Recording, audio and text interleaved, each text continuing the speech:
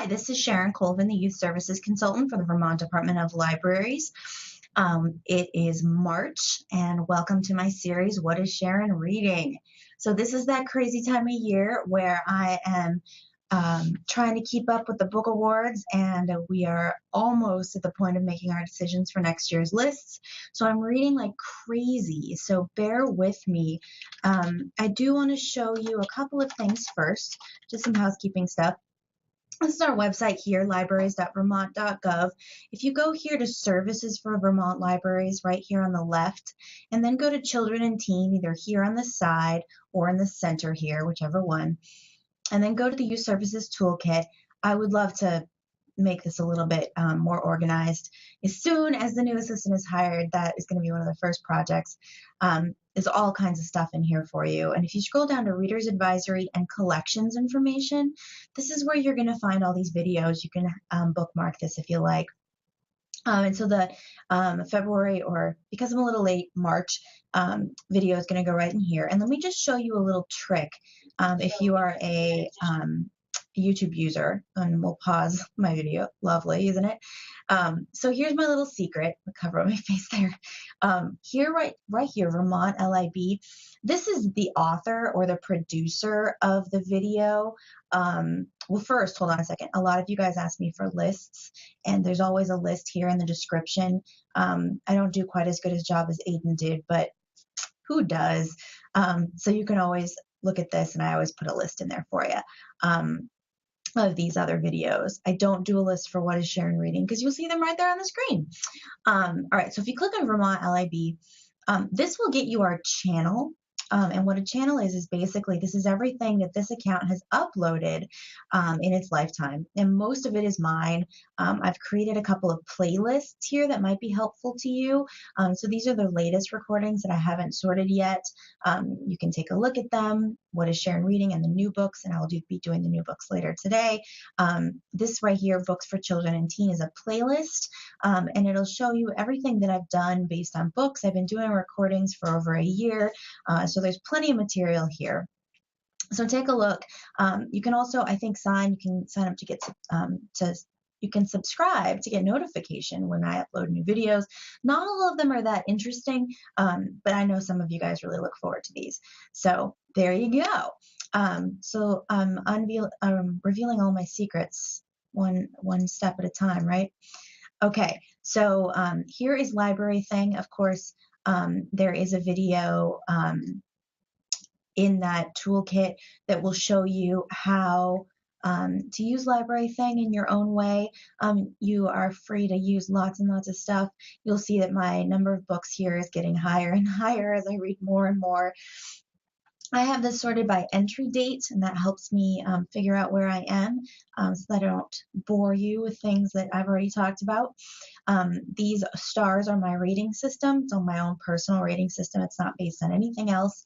And then, of course, the publication date. I'm reading right now only stuff that's been published in 2015 because of the book awards, of course. And these are the entry dates, so you can kind of keep an eye. I try to enter them when I'm reading them, but sometimes it just doesn't happen, especially this time of year when I have like 4 books going at a time. All right. Oh, right. You ready? Let's start. This is the Black Thorn Key. Let's start here. This is a book I was very, I was intrigued to read this one. It came highly recommended by my colleagues on the Canfield Fisher Award Committee. I was disappointed by this book. It's got a fantastic cover. It's about an apothecary's apprentice. It's kind of steampunk-ish, and I wanted to like it, but about halfway through the book, I got really bored. And you know, if you've been listening to these videos for a while, you know that I struggle with fantasy books. I struggle with magical realism.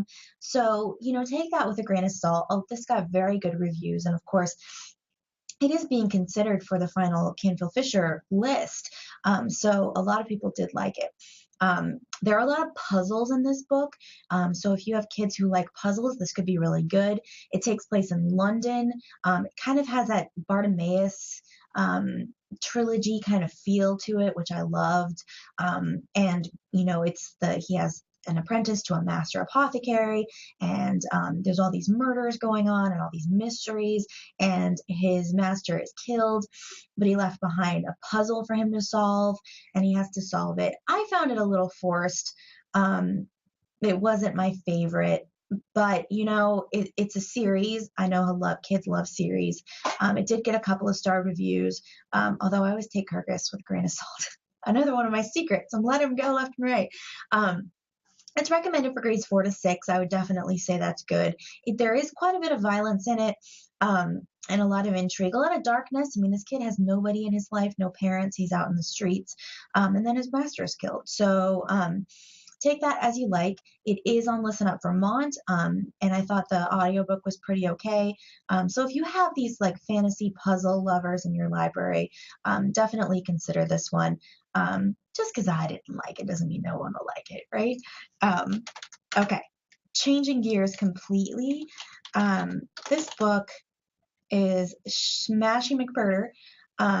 First of all, I hate this kid's name, Smashy. I just think that is the stupidest name ever. I will say one good thing about this book, and that is it's recommended for this young age. I wouldn't even go up to 6. I would say 3, 4. And they do a good job creating a mystery. It's hard to set a mystery in elementary school because really not that much mysterious happens, right?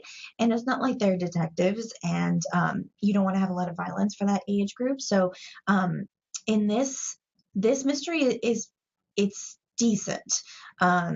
It's not my favorite. And this time of year, I will warn you, I tend to get very critical of books because we are making these final decisions and it is a huge amount of responsibility. Ask anyone on the committee. So I do tend to get a little more critical than I am over the summer and in the fall. It's just kind of human nature. But this book, it's about a hamster that disappears and he's being blamed. And it's kind of like there's this kind of crazy teacher. Everyone in this book is kind of a caricature. There are some illustrations in the book. I'm not a big fan of this style of kind of pencil drawing. And I mean, I think it's okay. And at the end, they find Patches, the hamster, and it's fine.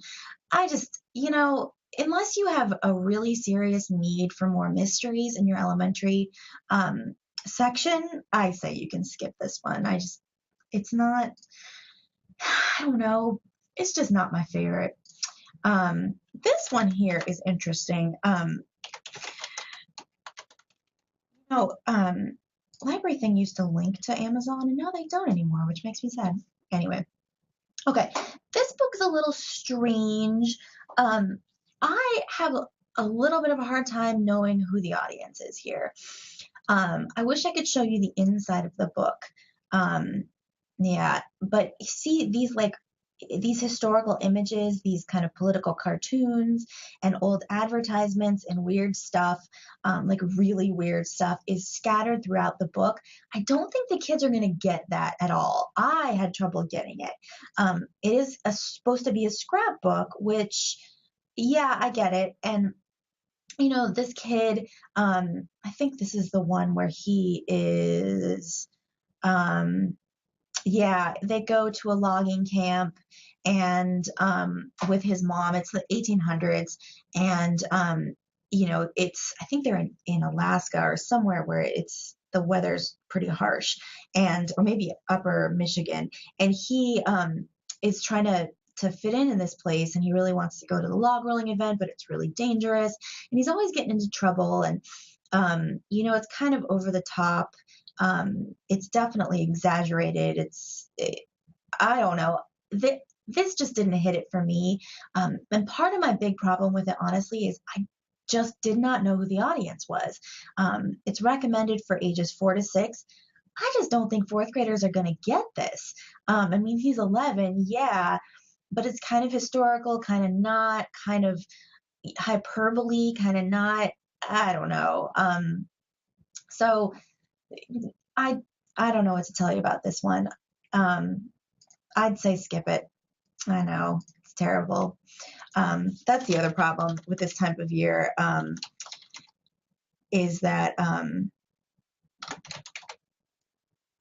is that there are a lot of misses because I'm reading a lot of stuff that my colleagues make me read rather than things I get to choose. Not that I have better taste than them or anything, just that I like them better. Okay, now this is book I really, really liked. This is Confessions of an Imaginary Friend, a memoir by Jacques Papier. And this is an interesting, there's been a trend recently, if you've noticed, about imaginary friends. Beagle, and if you've read Crenshaw, these imaginary friends are showing up all over the place. And I love the stories of imaginary friends because they really get into the I mean, as an adult, you can read them as to why kids need imaginary friends, what kind of support they get from them. And as a kid, it's just something that you can relate to, right? This story is told from the perspective of the imaginary friend. His name is Jacques Papier, and he is an imaginary friend, and he has no idea that he's an imaginary friend. He has no idea no one can see him, and he thinks of himself as this regular guy or regular kid, and he's completely shocked when he finds out that he's imaginary, and then he kind of goes upon his life. And that way, if you've seen the movie Beetlejuice, that this reminded me a little of that, where there's a certain amount of bureaucracy involved in getting assigned a new child, and you have to go to these kind of crazy places where you sit in line and fill out paperwork, and they finally find you a new kid, and they make a couple of mistakes, and it's pretty funny, I have to say. And I like this fresh kind of perspective of, it's from the imaginary friend's point of view, not from the kid's point of view. So I would say this one is definitely something you should buy. They recommend it for grades 3 to 5. I definitely think that that's appropriate. And I think it's a fabulous book. It's really sweet. And one of the things about this book is I think adults will like it too. It's kind of bittersweet, that kind of loss of innocence. But also I think the kids are going to really, really like it. I listened to it. I think on Listen Up Vermont. It's really good. And of course, Jacques Papier has a fabulous voice. So highly recommend. This is a good one. Good for your collections. All right, The Way to Stay in Destiny. This is a little different. The title was kind of confused me, but I love the author's name, Augusta Scattergood. Doesn't she just sound fantastic? So she wrote a book called Glory Be that I haven't actually read, but I think it also takes place in the same area. Takes place in Florida, and it's about a kid named Theo who he plays the piano, and he loves it, and he's really, really good. But he is now living with his uncle, who I'm going to go ahead and guess he has PTSD from the Vietnam War. He doesn't really know how to talk to this kid. He doesn't know how to talk to anybody. So poor Theo is in this house, and he plays piano in this dance studio. It's very small town fabulousness. And the teacher in the dance studio has discovered that he's a piano player and says he has to use the piano to build his creative talents. And his uncle is having none of it. He thinks this is ridiculous. He should be doing his homework and being quiet. And of course, Theo, is drawn to the piano. And he makes some friends. And the problem is that his uncle wants to travel to get another job and wants to take him away from Destiny. And so he's trying to figure out how he can stay. It's a very sweet tale. Some really quirky, cute, small town characters. I really, really love them, including one called Miss Sister, who I think that name is fantastic, Miss Sister. And this kind of small town charm. It's set in the 1970s, but it's not super dated. I think kids will get it. Sometimes books set in the 70s, I feel like there's not a lot kids can grab onto. But this one, there's no technology, but, the small town charm, I think, will come through, especially for Vermont kids. And you find out in the end a little bit more about his uncle and what some of his problems are, and why he's having trouble connecting with Theo, who, by the way, I just forgot, his full name is Thelonious Monk Thomas, after the jazz musician. So I really liked this book. I thought it was fantastic. I listened to this one on Listen Up Vermont as well. I really, really loved it. I think it's a great story.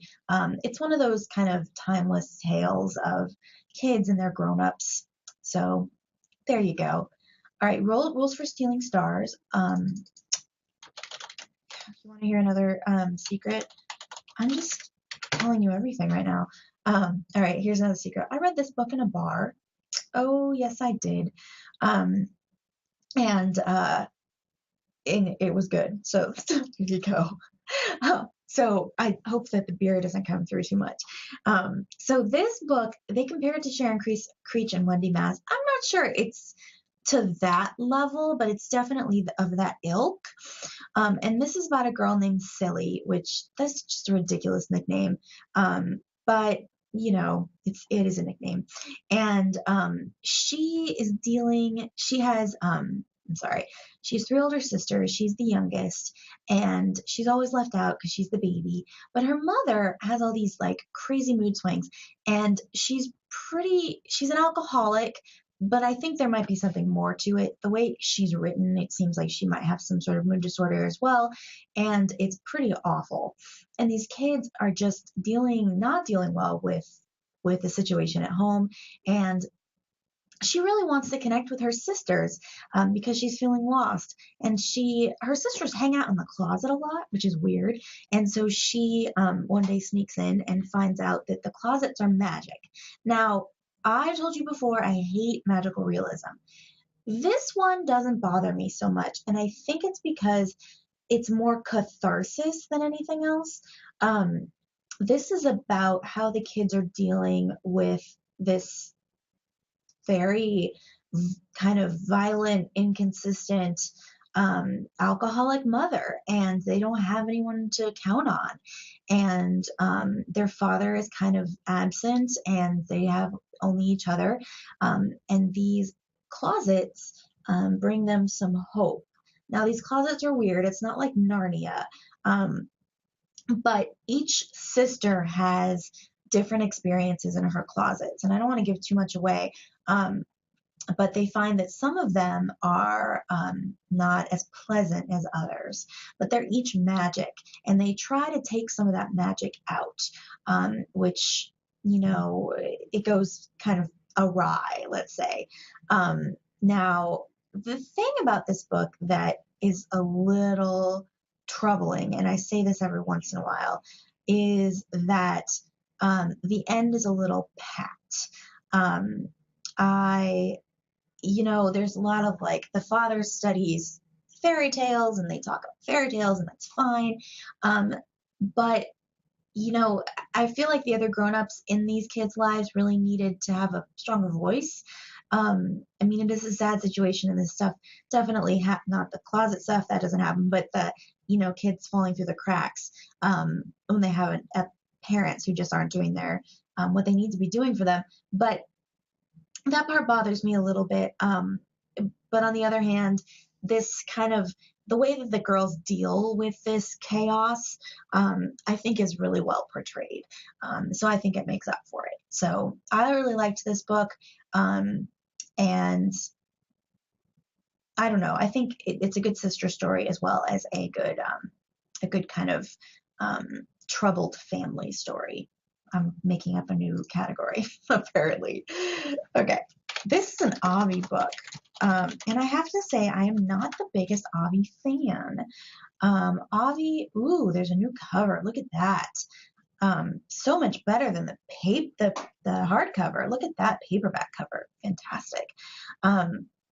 Okay, so this book takes place in 1951, and it's about a kid who loves radio shows, and he likes the FBI, like the detective stories, police robber stories. But then he gets embroiled in a real FBI investigation. And of course, it's the days of the McCarthy era and, communism and going after Reds and all this kind of crazy stuff. And his family is under investigation, which is really creepy. And so the FBI is trying to get in good with him. And the kids in his school have turned on him, and they think he's a traitor, and they call him a red or a commie. And this is stuff that kids, I think, might have trouble understanding, because the Red Scare isn't something that they learn in elementary school or even middle school. So you might need to explain part of that. But I do think the bullying and the name calling is universal. And so that part, I think kids will have no trouble understanding. Um, and so he's trying to understand, like, are his parents what people are accusing them of? Is there any truth to it? And if there is, what does he do about it? So he tries to dig up information about his family, and he doesn't know what to do with that information. Of course, he makes friends with a librarian. Um, I think this book is really good. There's a lot of action in it. So it's not all historical. It's a lot of trying to solve the puzzle of his family and who he is and what that means. So I think this is kind of timely. It's got a lot of parallels with what's going on today in the news, in terms of, people accusing each other of certain things, and politics, and trying to understand what it all means. So they recommend it for grades 4 to 6. 4 is a little young for this one, I think. And kids in 7th grade, I would say more on the 5th or 6th grade level, maybe even up to 7th. I think it's a really good book, especially with this new cover. Buy the paperback. I highly recommend it because the other cover is terrible. I'll show it to you right now. Look at that cover. Yuck. Terrible. I didn't even want to pick it up. I only picked it up because one of my colleagues told me it was good. All right. So good one, especially if you need adventure books. All right. This one is very different. It's called Red Butterfly. This is a book in verse, and I have to say I'm not the biggest fan of books in verse, but this book is beautiful, and I do love this cover. This is a heartbreaking book. It's just gorgeous. It's very sad, and it's about this girl named Kara. She's never met her mother, and she was abandoned because of the Chinese one-child law, and she now lives in an apartment and isn't really allowed to leave, and she doesn't know why. And she lives with her mom, her adopted mom, and her dad is in the United States, but she doesn't understand why she can't go and stay with them. And so this kind of all unfolds in this story, trying to understand why the adults are protecting her and why they are keeping her in the house, and why she also has a deformed arm. So that's part of why she thinks she was given up. And so she's not sure if they're ashamed of her or if there's something wrong with her. This is one of those books where not a ton happens, but it's so gorgeously written. It's just will tug at your heartstrings. It's very beautiful, and this could be also very good for a reluctant reader. It's 400 pages, which looks daunting, but because it's written in verse, it's probably only 200 pages worth of text. So I think this could be really good. The poetry is really easy to read, and I think it's just gorgeously done. Very, very emotional, which I think is awesome. All right, let's see what else we got. Here's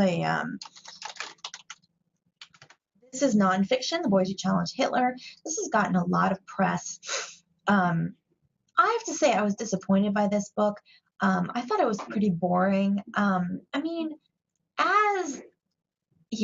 Okay. It's written like narrative nonfiction, and it's supposed to be this story of these boys in Denmark who wanted to resist the German occupation, which is great. It's a nice different angle of the Nazi story. However, I felt like it didn't hook me well enough. This wasn't like a Sheinkin kind of adventure story. This was history, and I have to say I love World War II history, but this one just didn't catch my attention well enough. The Danish resistance is interesting. I don't know. I thought it was pretty boring. The other problem is that it's not a really good resource book, and I'm not sure who's going to pick this up, because it's written grades 9 and up is what they're saying, although and 9th graders certainly aren't going to pick this one up. Middle school could definitely read it, but why? I'm just not sure. So I think even though this one has won a lot of awards, it's completely skippable unless you have someone in your school or your library who is an avid nonfiction reader or an avid literary history kind of reader or somebody who's obsessed with Nazi Germany. Otherwise, I think it's completely skippable, which is sad, but you know. All right. I'm going through these kind of fast because I have a lot to cover, and I don't want to bore you to death. All right, A River Runs Deep, Jennifer Bradbury. She wrote something else. What the heck else did she write? Oh, she wrote Shift, which I really love. So this book, this is one of those books where I thought it was really interesting, and I love historical fiction, but I felt like it really dragged, and the story didn't really come alive until I was about 200 pages in, which I don't know anyone who has that kind of patience. So it's about a 12-year-old who has consumption, and he's sent to this cave. And here's one of my problems with this book. I don't have a very good a visual representation. So when the story is written, I need a lot of help to visualize what's going on. And I feel like this one fell short. So I couldn't imagine what this cave looked like. And a lot of the things that were happening inside a cave, which I just couldn't see. Like the descriptions were not rich enough to really help me with that. Now, someone who has a kind of richer visual representation, visual imagination might have a better time with this. So this boy is in this cave and it's supposed to be healing and he's supposed to be there for a while. But there's all these tunnels and things to explore, and he finds a secret community of slaves who have escaped, and he tries to figure out what they're doing. Now, it's interesting, like he has some adventures where he goes and he runs messages between people, and there are he's waiting for letters back and forth. I don't know, I didn't feel very invested in a lot of this. It's a little bit interesting, I guess, the TB kind of treatment, and of course the escaped slave part is really fascinating, but that doesn't happen until almost the end of the book. So I think this book is skippable unless you have hardcore historical history fans who really need this, or fans of Jennifer Bradbury. So that's this book tore my heart out. It's being considered for the Canfield Fisher list, and I hate them for that because it was so depressing. So this is about a girl. This author wrote Small as an Elephant, another book that ripped my heart out. She's good at that. So this book is about a girl named Ari, and her mom's died, and she has an older brother, Gage, who is 19, and her mom wanted them to stay together. And Ari took that to heart. They've been living with a foster mom. She's like a friend of the family. And Gage has decided to leave. He's decided that he doesn't get along well with the foster mom and that he can live on his own and take care of Ari. And so they leave. And he lies to her and tells her that they have a place to live and that he has a job. But really they're kind of couch surfing, and he's getting work where he can, but he's having a really hard time because he doesn't have an address. Meanwhile, Ari, is not doing well in school. She can't get her homework done. Her friends don't understand what's going on. And, her life is suffering, and she's also a volunteer, and she's trying to get food anywhere she can. And it's really heartbreaking because she's trying to cover up the pain that she feels. And what happens is she ends up getting really sick, and I think she passes out at school or something, and they end up calling her foster mom, who doesn't realize that this has all been going on, which in retrospect was kind of hard to believe, but and they're reunited. It is a happy ending, but the reality of these homeless kids hit me really hard. It is a harsh book. And the paper things piece, she's, how old is she? I think she's 12 maybe. And she has these kind of paper cutouts that she cuts out of magazines. And she's created this family, this kind of imaginary fantasy family, and she plays with them all the time, which she's a little too old to do. But she carries them around with her. It's the only thing she really owns. And so they keep her company. And of course, in the course of the book, people rip her little creations, and I think they get lost at one point. It's very, very sad. So this is a tough book. They recommend 4 to 8. A fourth grader is going to get something very different out of this book than an eighth grader. I think it's going to hit an eighth grader harder.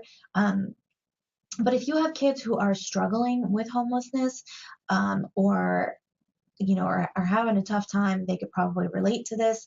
If you have kids who just like, hard, realistic fiction, this could be a really good book. And of course, anyone who liked Small as an Elephant will probably like this book. Really, really well done. I'm impressed. So well done that I cried my eyes out.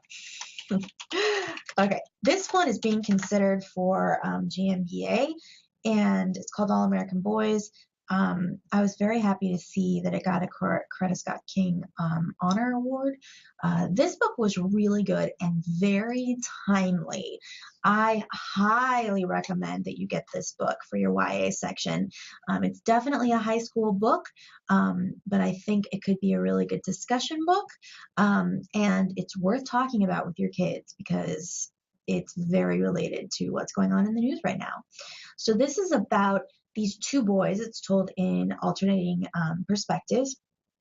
And one boy, Rashad, is a black kid, good kid, and he is, I'm sorry, I lost my train of thought.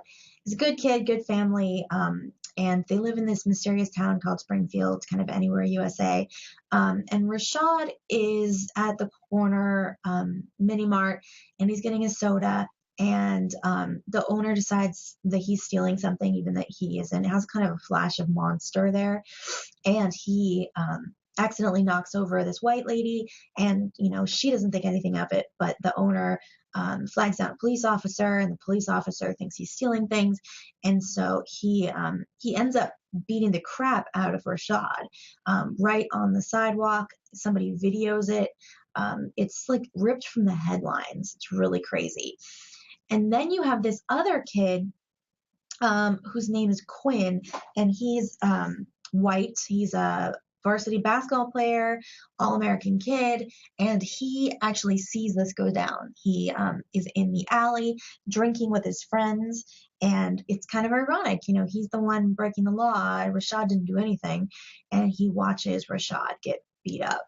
And, so these two different points of view are very interesting. So it ends up that Rashad, the cop who beat up Rashad, is Quinn's best friend's brother, if that makes any sense. And so he's having a lot of trouble with this because he thinks that this cop stepped over the line, that he didn't do anything to deserve this. But of course, there's the family loyalty bit, and his best friend thinks that he's being too harsh, and he thinks he's turned against him, and all this crazy stuff. And meanwhile, Rashad is in the hospital and trying to recover and trying to understand what's going on. And the reporters are all over it, and they're trying to figure out how to punish this police officer, if he deserves to be punished, and all this crazy stuff. And wow, if this isn't timely, I don't know what is. The whole idea of police and taking a step too far, and what's the difference between doing your job and stepping over that line, and where is that line, and is there a difference between how police treat black kids versus white kids, and does it matter if you're on the varsity basketball team or not? And Quinn is really struggling with this because he feels like he's part of this privileged group, and his father is this hero from who fought in Afghanistan, and he feels like he didn't earn this kind of privileged spot in society, but he has it nonetheless. And so he's really struggling with this. And I think the end is a little cheesy, but I think it needed to happen. It's happy-ish ending. And I think this is a really good book. You need to own it. You need to have it in your YA sections. And if you have a high school book club, I highly recommend discussing this with the kids. They say grades 8 and up. I definitely think that's true. Oh, also there's like Rashad is in ROTC as well, and there's a lot of discussion about the military and police and violence. So if you have kids who are into that could be an interesting conversations as well. So, all right, I lied when I said that I was only reading books that were published this year. This one came out in paperback this year. Was that? This book, Same Stuff as Stars, Catherine Patterson, of course, local genius. This book, someone handed it to me to read as consideration for something, and I said I'd give it a whirl, and I read it while I was on an airplane, and it's very well written and very well done. However, I have some trouble with the crux of it. So this takes place in Vermont, which is great. And it's a story that I'm afraid a lot of kids can relate to. It's about a kid who has a little brother, and dad is in jail, and mom has skipped out on them and has left them with their grandmother. And so they're in rural Vermont, and the grandmother is not very mobile, and they're having trouble getting food and getting the stuff that they need. And she makes friends with the librarian, who's, of course, long lost friends with the grandmother, and everyone knows each other. And but it's a hard story, and needless to say, this family is not doing well. The grandmother is not really capable of taking care of these kids. And at one point, the mom comes and takes the son away, and she just disappears. The problem I have with this book is that the way it's written and the way it's they refer to social services a couple of times, and they refer to them as the bad guy. Social services will take us away, they'll put us in foster care, all this kind of bad stuff, which we've heard before, definitely. The problem I have with this is that these kids needed social services, in my opinion. These kids needed a foster family. They were not getting enough food. They weren't being cared for. They didn't have adults in their lives. Their mother disappeared. Their father was in prison. If there's not a time for social services to step in, when is? And so I have some problems with that.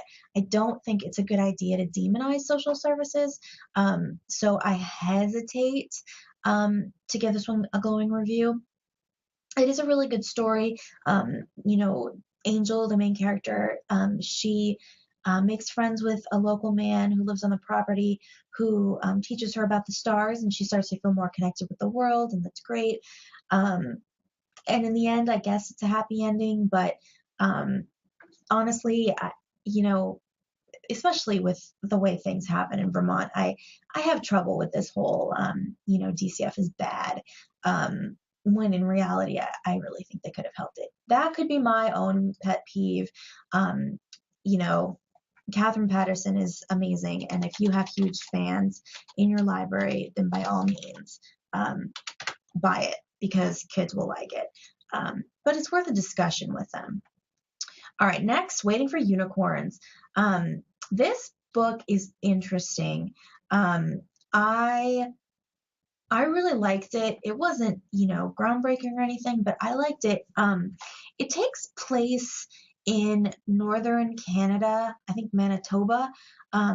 It's about a girl, Talia, who she's with her father. Her mother has passed away, I think, a year ago, and she's having some trouble, and her father's having some trouble. Her father is a researcher, a biologist, and so he goes up to Manitoba to find whales. And Talia is having has to go with him. And so she has to leave her home.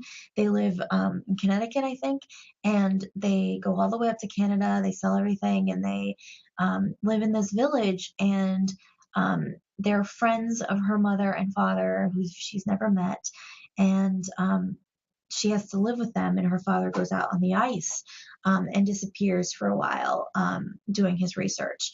And while that happens, she learns a lot about the Inuit people, about what they eat and play and the stories they tell. Her mother was a storyteller and came to Manitoba to learn about the stories of the Inuit people, that part is really interesting.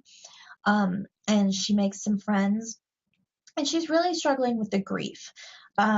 It's a little forced, where the father, this 12-year-old is, kind of cogent enough to tell the father, I have to talk about mom, I have to grieve. I don't know. I find that kind of unrealistic. It is realistic the father would check out, that's for sure. The way it's resolved is a little, cheesy. However, I do think these kind of grief stories are really important. And I think that the idea of she has this jar of secret wishes, and she's really afraid of losing her father, of him just going away. And that fear, it definitely comes out in this story. So the storyline of grief, is okay. The best part of the story is the setting. This part of Canada just comes alive in this book. It's very well described, and it's part of the world that's not often talked about. So if you have kids who are interested in whales and in the Arctic kind of biology, definitely hand this to them. You have kids who are interested in grief, this could be a good book as well. It's recommended for grades 4 to 7. I'm not sure a 7th grader is going to be really that interested in it, but it kind of depends on the kid. So there you go with that. This is a graphic novel, and it is a weird graphic novel. Let's see if there's some inside pages for you. Okay, so these are the pictures, and I hate this like rosy cheek thing. I don't know. They all look like they have like scarlet fever or something. And so, yeah, I'm not a big fan of this style of art. I guess it's not really a graphic novel. It's an illustrated novel. How about that? It's not as tragic as the title would lead you to believe.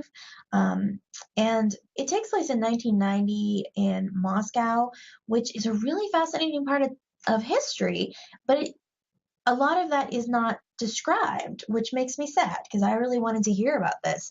But this book is, it's just about this kid who she's 12 and her mom is in the United States, and, she's having trouble in school, and I think she's living with her grandmother, and, she's not happy, and she has friend problems, and, whatever. It's not that interesting, I guess. It's very short, quick read. I think the pictures are weird, personally, and I don't think there's much to the story. So I'm not sure I can recommend this one. I guess if you have kids who really, really, really like illustrated novels, this could be good. But other than that, I think it's definitely skippable. All right, Beastly Bones. I don't often get to read sequels, but this one is being considered for Canfield Fisher. It is definitely a standalone book, which is fantastic. The first book, Jacoby, is wonderful. Let me grab a copy. There it is right here, Jacoby.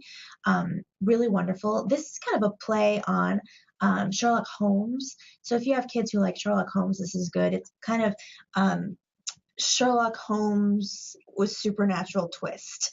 So maybe Sherlock Holmes and Doctor Who.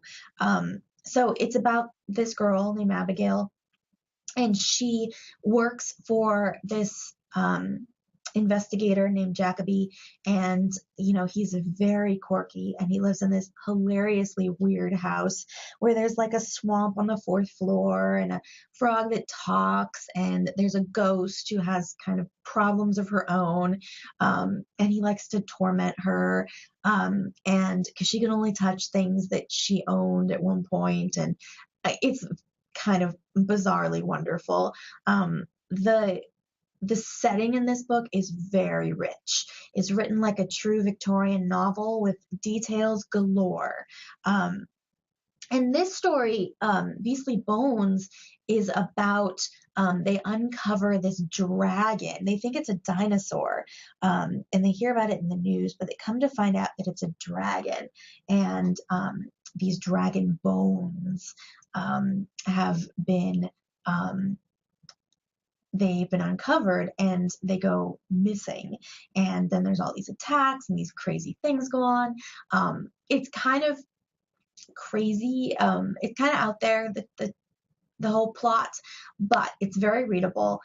It's kind of adventure and mystery and supernatural gruesomeness all at once. There's a lot of details, like I said, so there's some gross stuff too. And I think kids will really like that. They recommend this one for people who like Lockwood and Company, which I think this is a better series than Lockwood and Company, although I do love Jonathan Stroud. But it has that same feel to it. It's like, it's weird and, it's fantastical, but it's just outside reality. It's not totally out of control. Of course, she does fall in love with a werewolf, so I don't know. This is good. I could have done without the romance, but if you own Jacoby, I definitely think you should buy this one. If your kids like it, they're going to like this one just as much. So how about that? All right. I'm getting towards the end, I promise. Tricky Vic. This one, I was surprised this one ended up, was considered for Canfield Fisher. It's nonfiction. I don't know. It's a little young, I think. They recommended 3 to 6. Yeah, I mean, more 3 than 6. It's a story of a really fascinating character. His name was Count Victor Lustig, and he was a con artist, and he did all sorts of crazy stuff. There just isn't that much information in here. It kind of reminded me more of a picture book with little information in it than an information book with pictures. So it's a very quick read. I think I read it in half an hour. There's not a ton of information in it. I would love to have heard more because I thought it was fascinating. The pictures are a little strange. They're like Art Deco poppy kind of collage-y images. And, the story is fascinating. The kids will definitely be interested. I just don't think they're going to get a lot out of it. But you could definitely hand this to a 3rd or 4th grader who, is a smart aleck or who needs to do a biography and doesn't need that much information, that could be interesting. But beyond that, I'm not sure. I'm not sure about this one. It's readable, but, even a kid with the lowest reading level is going to zoom through this pretty fast because there's just not a lot of words in it. So yeah, there you go. Done. All right. This one. So, this book, I have to say, this has been on my Canfield Fisher list for a while. And I finally said, okay, I'm going to do it. I'm going to read the Holocaust books. And, I had to be in a certain frame of mind. I like Holocaust books, but I can only take so much sometimes. This book is absolutely fantastic. It is a memoir. Michael Grunbaum wrote this with a YA author, and it took him, 70 years to put this memoir together. And the afterword and the forward are really interesting. And, he wasn't sure what kind of book it was going to be, and it ended up being a middle grade book. And part of that reason, I think, is because he survived. And a survival story, I think, is a good one for middle grade because it gives you a little bit of hope. Not everyone dies. A lot of people do die, though. He's one of very few of his friends who survive because it's a Holocaust. But if you have kids who are interested in this, this is a very, very good choice. I was going to see what age range they were. I'm not sure. I'm going to say you could probably go down to 5th grade if you have a really good reader. 4th if you have, a kid who's really knowledgeable about the Holocaust. So this is a story about Michael Grunbaum, who lived in Prague. And I love that it's set in Prague because you don't hear a lot of those stories. And he's living, well, he was living in Prague and they were moved to the Jewish ghetto, and life was not fun there. And he had an older sister and a mom, and his dad was taken away to a work camp, and he never came back. And so they were in the ghetto, and they don't know what's going on. And it was interesting because the way he described it was that the Nazis came and they told them that they were going to Terezin. It was a place that they could be safe and that they could be free from ridicule and from discrimination. And so they thought, hey, anything could be better than the ghetto, and where there's no food and everyone hates us. So they moved to Terezin. And of course, we all know Terezin is a horror show.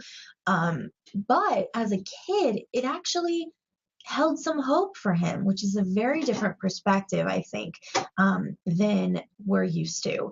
Terezin, of course, was like an old armory, I think. And he played soccer, he went to school, they put on plays, they didn't get a lot of food, and they lived, 12 kids to a room, but he had a lot of good friends there. And, the worst part about it was when the trains to Auschwitz came and took away people. Of course, they didn't know that Auschwitz was terrible. They didn't know what it was at all. And so his mom got a postcard from his, I think, aunt, who had been shipped off to Auschwitz. And I guess I had heard about this, where the Nazis had them send postcards to their families. And she sent a postcard with a secret message saying that Auschwitz was terrible. And so the mom did everything she could to keep them from going on one of those transport trains. And so he never went. And but a lot of his friends did, and a lot of horrible things happened. So this story is really good. It's a different perspective, I think. It's not anywhere, it's not fabulous. I mean, it's definitely horrible and horrifying, and the things that the Nazis did was wow. But it's interesting to see it through the lens of a young boy. And I think they did a really good job of kind of presenting it through this veil of innocence. But at the same time, there's plenty of horror. He realizes that he doesn't know where this train is going, but anyone who would pile people into a train like that and not care if they lived or died, they can't be going anywhere good. Or anybody who doesn't feed people that they're trying to take care of can't really care. So very, very interesting story. I highly recommend it. If you have kids who like Holocaust memoirs or just memoirs in general, this is a good one. It's not uplifting, but it's also not depressing. So I think it helps that it's a memoir that that this guy survives, and he goes on to do good things. And there are also pictures in it of some of his friends from Terezin. Of course, not all of them survived, but the ones who did still have reunions, which is really sweet and hopeful. So this one's very well done. I highly recommend that you get that one for your library. All right, so because I hadn't had enough Holocaust, I read the next one, which I have to say I didn't know was a Holocaust novel until I started reading it. And looking at the cover again, I'm pretty stupid. Of course it's a Holocaust novel. Look at that cover. I know. Sometimes I don't pay attention. This book is written in verse. It's interesting perspective. I'm having trouble with it, maybe because I read it right after the last one, and the last one was so well done. And of course, books in verse don't usually thrill me the way prose does. So I think part of the problem is that the main, the amazing part of the story doesn't happen until the end. This is based on a true story as well, although it's not a memoir. It takes place in Auschwitz, and it's about these two girls who are basically stripped of their families, and they don't have anything, and they kind of help take care of each other. And the part that's very heartbreaking, but isn't until the last third of the book, is when one girl makes a birthday card for the other girl, and she's turning 20, and she makes this origami card, and she used to make paper dolls for her brothers and sisters. So it was something she did, and she bartered everything that she had to get paper and scissors, and she could have been killed for having these things. And she had all the girls in her camp sign it and write these hopeful messages, and she held on to it, and now it's in the Holocaust Museum in Montreal, which is amazing. And there is this one part of the book that is just amazing, where you have, imagine on the left side a page of poetry, and on the right side a page from or a translation from this birthday card with a quote. Some of them were rubbed off and they had to try to guess what the words were, but the translations are there. So there were probably about 10 pages where it was poetry, and then on the other side was an excerpt from the card. So very, very amazing. Now, the one thing that was very interesting about this book that doesn't come up in a lot of other books is the idea of the kind of caste system among the prisoners. Auschwitz was enormous. It was like a city, and there was a caste system, which I found very interesting. I mean, of course there was. It just had never occurred to me. People wearing the pink triangles were homosexual. People wearing the red triangles were political prisoners. I can't remember. I think the black ones were the gypsies, maybe. And so there were a lot of different people put in Auschwitz, not just people who were Jewish. And so if you had a yellow star, though, you were the lowest of the low. And I found that very interesting. So these girls talk a lot about how the other girls who were there, they used their power with the guards. So they would flirt with the guards and, show them that they weren't Jews, and that kind of earned them privileges, which, holy cow, I mean, that's just kind of tough to wrap your head around. So even within the walls of Auschwitz, there was discrimination and horrible racism. So, and of course, they lose pretty much everyone they know. And the two girls from the book do survive, and there's an afterword about that. This is a quicker book. Obviously, it's written in verse. It's good. It's not as engaging as the other one, in my opinion. But if you have girls who like this kind of book that's written in verse, things like what is her name? Ellen Hopkins. This could be a good kind of transition over into historical fiction for them. So if you have that kind of reader, they recommend for grades 6 to 8. Definitely, middle school, definitely middle school book. There's not a lot of meat into it, so I think it's not enough for high school. Okay, this one, Turning 15 on the Road to Freedom. Okay. This book is interesting. This is a story of the youngest marcher in the Freedom March in Selma to Montgomery, Alabama, in 1965. We know that it's a big voting rights anniversary. I'm losing my ability to speak. See, I've been talking too long. Right. So it was a big anniversary of the 1965 Voters' Rights Act. And so a lot of these books are coming out. This is a different perspective. And this is from the youngest girl. She was not even 15 the first time she was thrown in jail. And this is her memoir, and, she talks a lot about the protests and what it was like to be in jail. And she wasn't afraid, mostly because she didn't really know what she was getting into. But it's really, really interesting. There are a lot of really good pictures in it. It goes very fast. There isn't a ton of information. I kind of wish there was a little bit more. But I think that this could be a good book to get kids interested in the civil rights movement. And I think it's a good kind of, it's a good way in, because this is it's first person, it's from the youngest member of the movement, somebody they can relate to, and, I think it could really bring this home. So I highly recommend this one. maybe not as a resource book, but as a literary fiction book, this could be a really good choice. And it's good for the younger. They're saying grades 5 and up, and maybe even 4th grade, I think, could probably read this if you have a strong reader. Very, very good. Okay, Disappearance of Emily H. This book is interesting. This book reminds me, I don't know if you remember, there were a couple of stories in the news maybe a year ago about bullying and girls, and I think there was one girl who was murdered in a forest by her friends. This brings up a lot of that. However, it is a young book. Kids, of course, don't remember that stuff. We do. It's a mystery. It's magical realism, but not the kind that bothers me too much.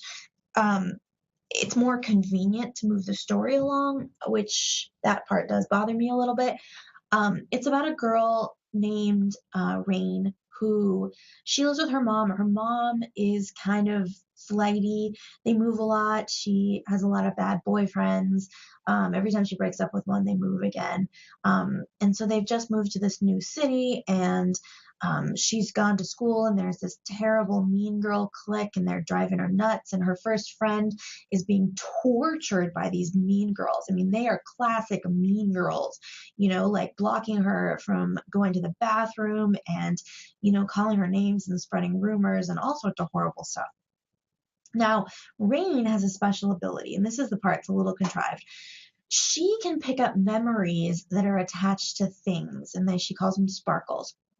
And so she'll see sparkles on things, and she can pick them up and read the memory. Now, they're really random. Some are really benign, boring, and some are really interesting. And she comes to find out that this girl named Emily has disappeared, and conveniently, that Emily lived in her house before they moved in.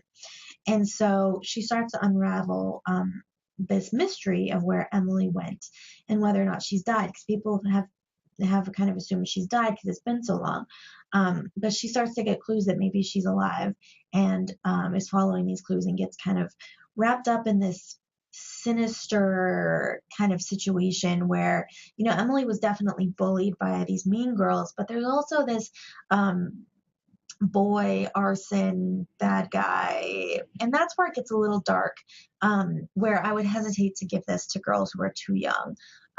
Grade 4, I would worry about that only because there's this one character who's really scary.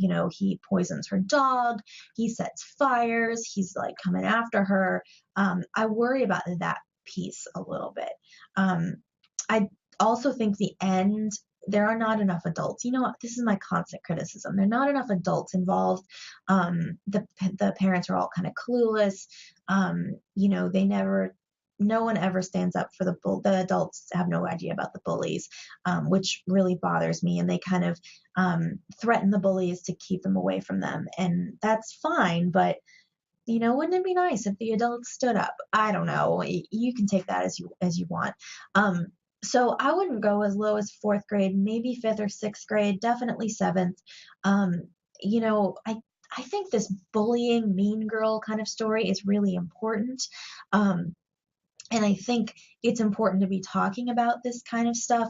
So many bullying stories are about boys and violence, and they're not about girls and their cattiness, and the kind of, not even cyberbullying, just the kind of, rumors spreading, innuendo bullying that really, it digs deep.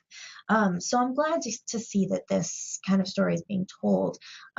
This isn't my favorite book, but I definitely think it's an important one. All right, Awkward. This is one of those books that I forgot to put in my catalog. It does happen. And so I read it like a month ago, and here it is, Awkward. This is a graphic novel. And this is about a girl who's new at school, and she doesn't want to get noticed, she wants to blend in. And the first day, she trips some boy in the hallway and becomes notorious, of course, because they all think she did it on purpose, and she runs away and she never apologizes. I don't know. I didn't think this book was it's fine. It's definitely a solid addition. It could go, the kids who like Smile and I can't remember the Telgemeyer's other book. might like this, but it doesn't rise to the level of Roller Girl, in my opinion. It's kind of this contrived, like, um, the two nerdy kids who find each other, and you must hate me. No, I don't. Blah blah blah, kind of stuff. I didn't find this wonderful. The one thing it is really good is the portrayal of the awkward middle school situation. I mean, she makes all the mistakes. She's completely graceless. She's completely just out of control, just like middle schools are. So I do like that. That is it seems very true to life. And there is quite a bit of diversity in this book. However, I just don't think it's not very interesting. So they're recommending it for grades 5 and up. I definitely think this is a good middle school book. If you have graphic novel readers, this could be a good addition to your collection. If you don't have readers for this kinds of book, you can totally skip it. You have my permission.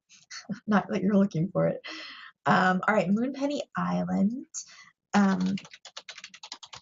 This book did not impress me as much as I wanted it to. It has that look, that kind of classic summer story look that I really wanted to like. It just didn't do much for me. It's fine. It takes place on this little island in a Great Lake by Ohio, maybe, and there's nobody there. And this girl, Floor, she has a best friend, Sylvie, and Sylvie goes to the mainland for school, so Floor is the only one left in the 6th grade. And that's how small the school is. So a lot of the Vermont kids are going to definitely relate to that. And Flora's pining for her best friend. And then her mom disappears to go take care of a friend. And she, is missing her mom. And she has an older sister who usually helps out, but her older sister really isn't. And this kind of family dynamic is kind of complicated, and it's never really resolved, which bothers me. And then there's this geologist who's looking at trilobites. I don't remember. But anyway, he's looking at prehistoric trilobites. That's the one, trilobites. And so he's looking at evolution, and he talks to Flora about evolution, and she gets interested in that. I don't know. I can see where the author really wanted these to tie together, but I didn't really feel it. I definitely got the whole small town quirkiness, loneliness. This paleontologist is in town. It's something interesting. But I just didn't, I don't know. I didn't see this. And oh my gosh, she compares this to the Penderwicks. Don't you dare do that. I think the setting is something the Vermont kids could be interested in. I just didn't find that the story really tied together at the end. So, that's just me. Some kids really like these kinds of stories. What can I say? Okay, Hilo, or I think it's actually Hilo. This is a graphic novel. It's being considered for Canfield Fisher. I think it's okay. It's very short, and there isn't much of a story to it. It reminds me a lot of Lilo and Stitch. Not just the name, but this creature who comes from outer space and doesn't know where he's from, and you find out he's a robot, and he goes around doing crazy stuff, and he has these secret missions to save the earth, blah blah blah. And he makes friends with these two kids, and they're pretty cute. Not a lot happens, and grades 2 to 5, definitely. You read it really, really fast, and there's definitely a sequel. I just got the arc of it. And so I think if you are looking for a graphic novel series for this younger group, kids who like things like Lunch Lady, or Baby Mouse, or the one about the amoeba that I cannot remember right now, things like that, this could fall into that little niche. It's got enough of a superhero feel to it that I think it'll appeal to the young kids really well. But there's not a lot to it. It's pretty flimsy, but sometimes that's okay, right? Not everything has to be deep. All right, this book here, I talked about this book when it was new, and I got a copy in the office. One of my colleagues got me to read it, and I was pretty disappointed. It's narrative nonfiction. It's about this interesting part of history. I didn't realize how race related it would be, but it is. The researcher who found or created the operation to repair this blue baby syndrome was African American. And of course, he didn't get any credit for it. And there's a lot of relations in the research teams and among the surgeons, which was very interesting. I felt like the story was a little too medical for me. And I like science, but there was a lot of really technical information about hearts and heart surgery and surgery in general. And I don't know, it just seemed like a lot, very academic. I just don't think it has a lot of kid appeal. I think this kind of book could be interesting for adults or for, high school kids who are interested in this kind of information or this kind of story. And it's too bad because the whole idea of a breakthrough being discovered by someone who's African American and not getting credit for it because of that, I think could make a really provocative story, but that's not really the angle they're taking here. It's more just science, which is fine, but ultimately not that interesting. Yeah, there's lots of pictures like this in the book. I wish I could show you the inside. I was gonna see, there's a lot of starred reviews, but you know what I find, and again, this is just me, I find a lot of starred reviewed nonfiction does not circulate. That was always my feeling in my library. Kids don't care how many stars things get, and they don't care what the grown-ups think. So just because it's well written and got, really good reviews doesn't mean the kids are going to read it. So I'd be very careful about this one. It's probably pretty expensive. I just don't think that there's a readership for it. You might be interested. But then again, maybe you won't be. I'm so bad. I'm getting punchy. This book is fascinating, and I definitely think you should own this one. Rad American Women A to Z. This is very well done. There's line drawings of every woman. I think this is the back page, but it's okay. There's always a picture, and then there's one page on each woman. And of course, in the end, they talk about how it was really hard to choose 26 women. And of course, X is for all the women who are unnamed or unnoted in history, which I thought was really wonderful. And so, of course, you don't have to read the whole thing cover to cover. You could just read one page. There's not a ton of information, like book report kind of information. However, you do get a flavor of each woman, and I love the diversity, everywhere from, Odetta, who's a folk singer, to I think Susan B. Anthony is in there, Billie Jean King is in there, FloJo, a lot of really interesting women who did a lot of different things, and people you might not have heard of, which I thought was really wonderful. This isn't like your cookie cutter, women's history book. And so I think that kids could really, really like this. And this could be a good springboard into learning about someone new. It is definitely young. I think even fourth grade could read this. Like I said, you don't have to read the whole thing. It's definitely curriculum tied. I think that this could be a pleasure reading book. It could just be a book that you leave out on the table and kids flip through. I definitely think this is worth your while, something that is a good addition to your collection. So there you go. I cannot believe I got through all of that. All right. So these are the books I'm reading right now, this one and this one, and I still have a ton of books to read before our next meeting. So I'll have lots more for you next month. Thank you so much for sticking with me, and have a wonderful March. Thank you very much.